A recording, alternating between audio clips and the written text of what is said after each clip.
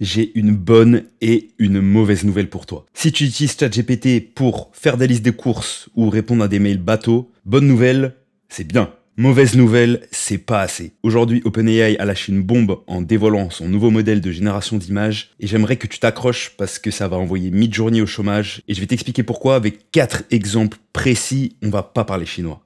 Je sais pas si t'as vu ça passer, mais tout le monde générait des images en mode Studio Ghibli.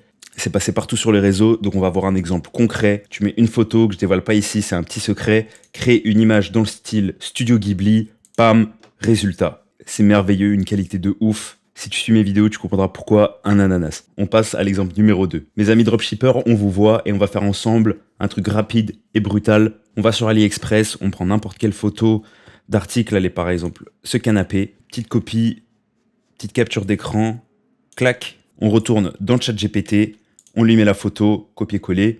Très simple, on va dans créer une image, rajoute une femme sur le fauteuil. Pam.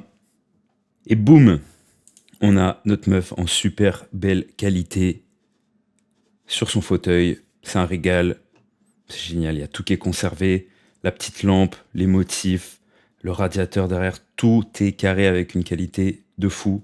T'augmentes tes ventes, ta crédibilité. Et c'est avec ça tu deviens pas riche, faut pas changer d'IA, faut changer de produit. Exemple numéro 3. Midjourney était éclaté au sol pour le texte. Parfois, sur un coup de chance, on arrivait à générer un bon texte, mais c'était pas du tout constant.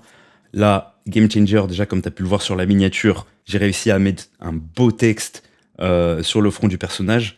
Et là, on va faire un truc très simple qui peut être utilisé en marketing, en communication. On va créer une infographie. Donc, pam, créer une image.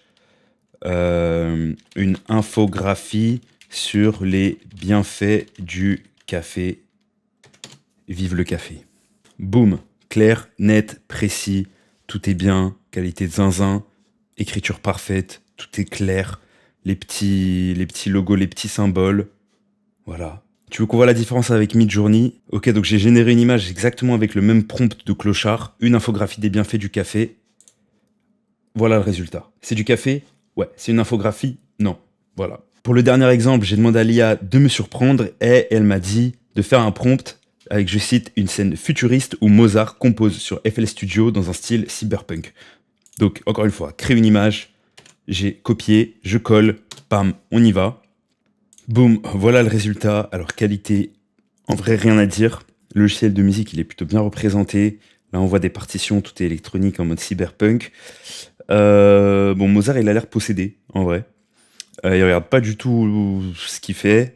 Il y a des petits axes d'amélioration et c'est bien de voir aussi justement, entre guillemets, des limites et ce qu'on peut améliorer. Mais dans l'ensemble, ça reste incroyable et Midjourney va vraiment devoir mettre les bouchées doubles si il veut se mettre au niveau. Pareil, j'ai fait une comparaison avec le même prompt pour le truc de Mozart.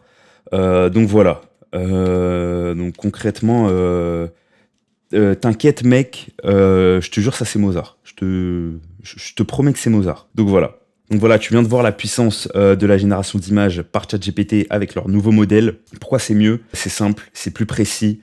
On n'est pas obligé de faire des prompts purement descriptifs comme dans Midjourney. Donc dis-moi ce que t'en penses. Midjourney détrôné ou pas? Balance un commentaire en disant quel était ton exemple préféré. Et abonne-toi pour pas rater le train et les nouveaux contenus parce qu'on est à une époque où il se passe tellement de choses.